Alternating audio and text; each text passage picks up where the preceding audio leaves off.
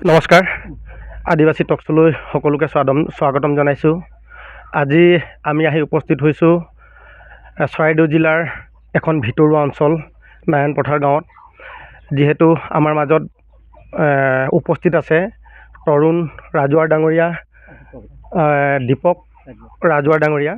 তেখেতলোকে বিভিন্ন সময়ত আদিবাসী চাহ জনগোষ্ঠীৰ বিভিন্ন গীত নৃত্যবিলাক তেখেতলোকে চৰ্চা কৰি থাকে।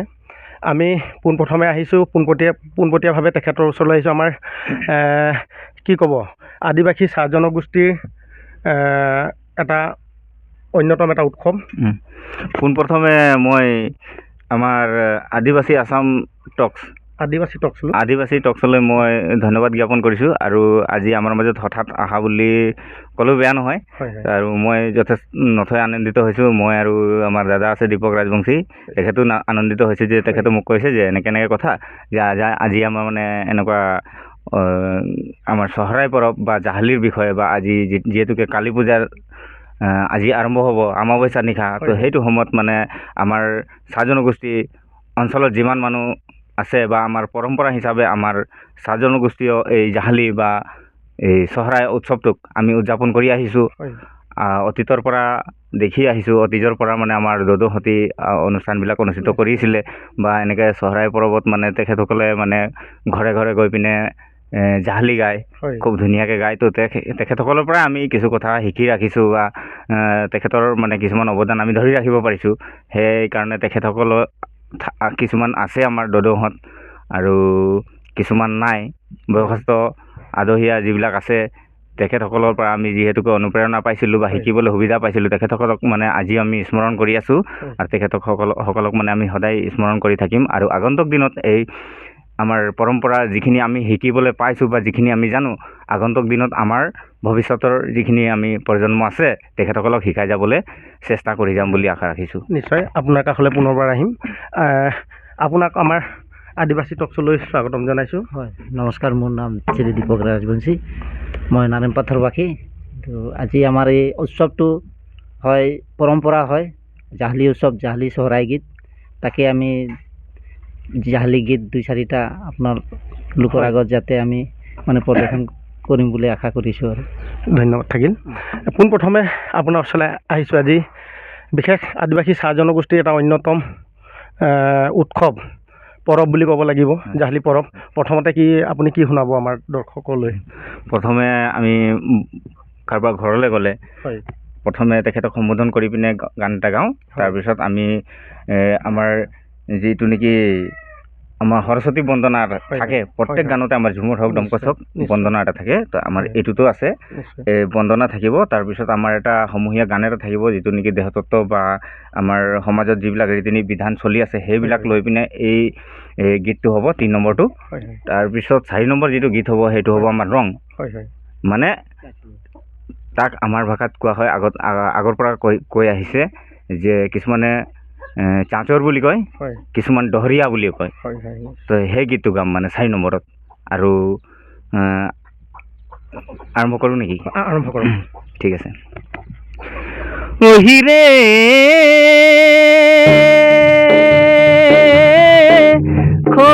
খোজতে আলি পুছতে আলি বাবু হো, পালনা কা ঘর কতি দূরে রে,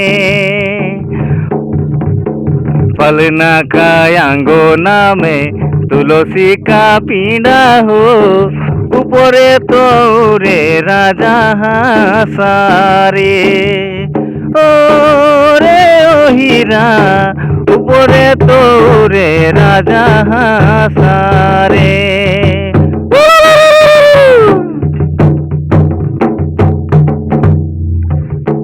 ওহিরে জাগো মা লক্ষ্মণী, জাগো মা ভগবতী বাবু হো, জাগি সুতি আমাবস্যা রাতি রে, আগে যে জাগে শিরোমণি গাই গো, ঘুরি তো জাগে রে কিষান রে, ও রে ও হীরা ঘূৰিত জাগেৰে কিষাণৰে।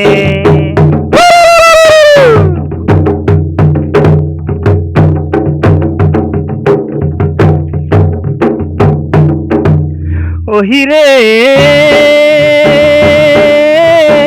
কাকে যে সাজে ভালা, ছাতা বল ঝাঁপি বল বাবু হো, কাকে যে সাজে লম্বা ধুতি রে, কাকে যে সাজে ভালা ঝিলিমিলি শাড়ি হো, কাকে যে সাজে শাখা সিন্দুর গো। ও রে ও হীরা, কাকে যে সাজে শাখা সিন্দুর গো।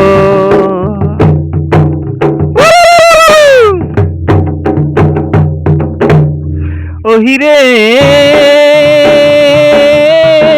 बागल के साजे भाला, छाता बोल झाँपी बोल बाबू हो, गृहस्थ के साजे लंबा धोती रे, भोजाई के साजे भाला झिलिमिली साड़िया हो, बहुअन के साजे शाखा सिंदूर रे। ओ रे ओ हीरा, बहुअन के साजे शाखा सिंदूर रे।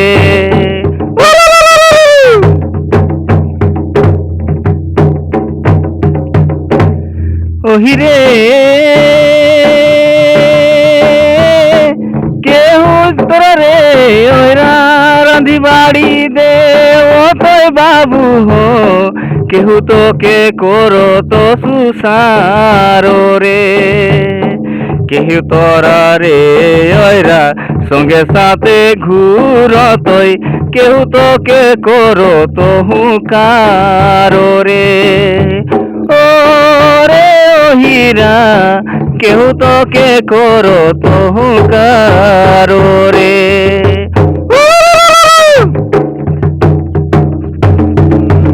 খুব সুন্দৰ। আচলতে ক'ব লাগিব আদিবাসী চাহ জনগোষ্ঠীৰ এটা মেটমোৰা যে আমাৰ সাংস্কৃতিক এটা সম্পদ আছে।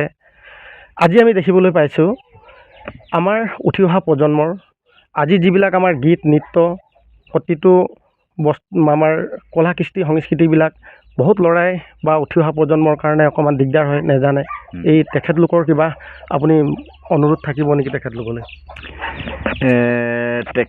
নৱপ্ৰজন্মৰ কাৰণে? নৱপ্ৰজন্মৰ তো মই ভাবোঁ এতিয়া কেইদিনমান আগত আপোনালোকে সকলোৱে দেখিলে, অসমবাসীয়ে দেখিলে, ভাৰতবাসীয়ে দেখিলে নেদেখিলে সেইটো নাজানো, কিন্তু গুৱাহাটী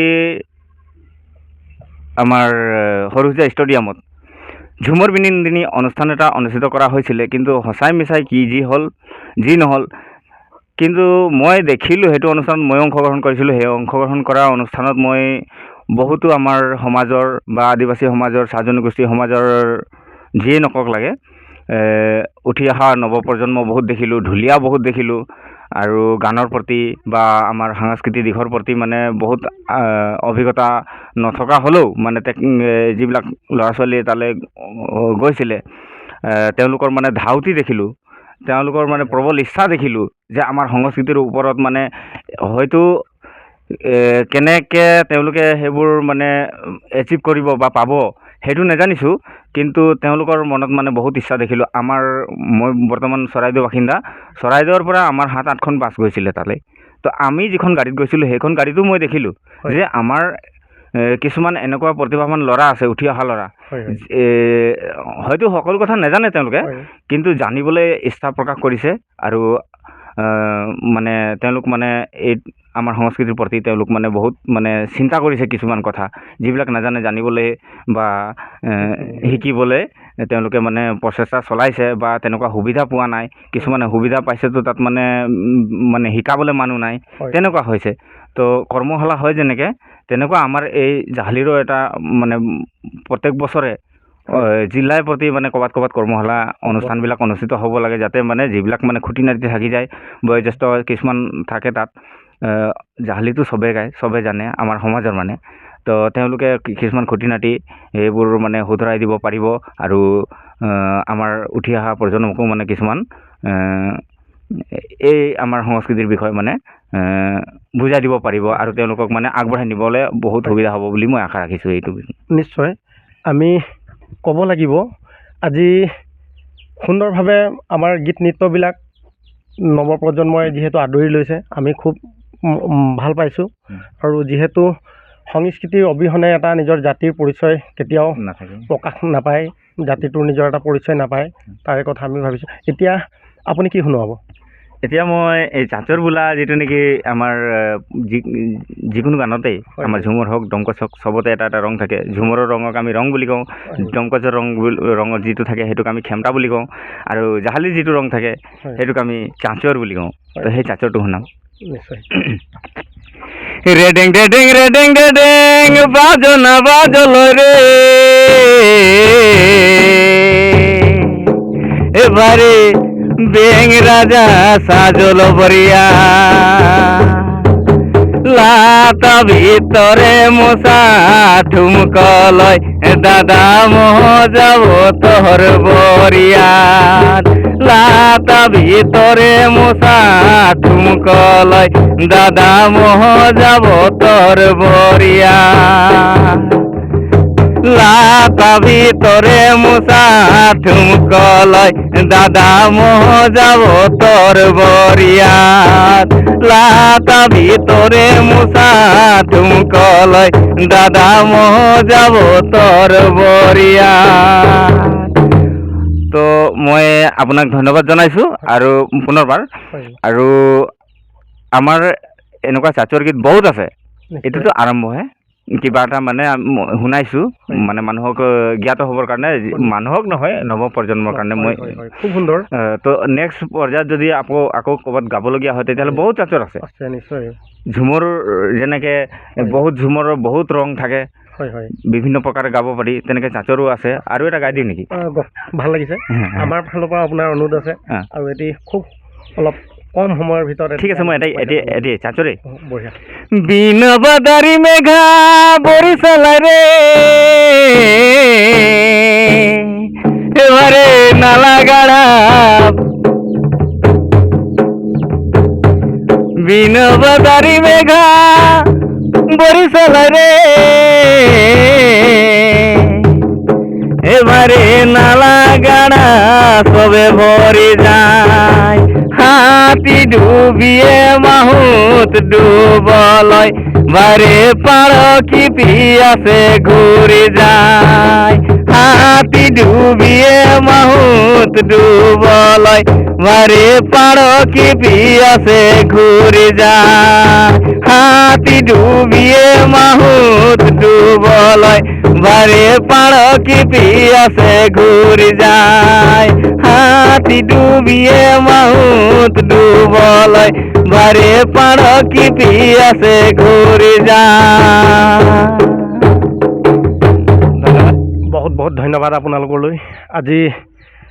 আজি যিখিনি আমাৰ আমি যিবিলাক গীত মাত আপোনালোকৰ পৰা পালোঁ, নিশ্চয় ভৱিষ্যত দিনতো আশা ৰাখিছোঁ আমি আমাৰ যিবিলাক গীত মাত আমাৰ ৰাইজে, আমাৰ দৰ্শকে আকৌ পুনৰ কেতিয়াবা আমি দেখাবলৈ সক্ষম হ'ম বুলি আশা ৰাখিছোঁ। পুনৰবাৰ আপোনালৈ আমি ধন্যবাদ জনাইছোঁ আৰু আজিৰ অনুষ্ঠান আমি সমাপ্ত কৰিছোঁ। ধন্যবাদ।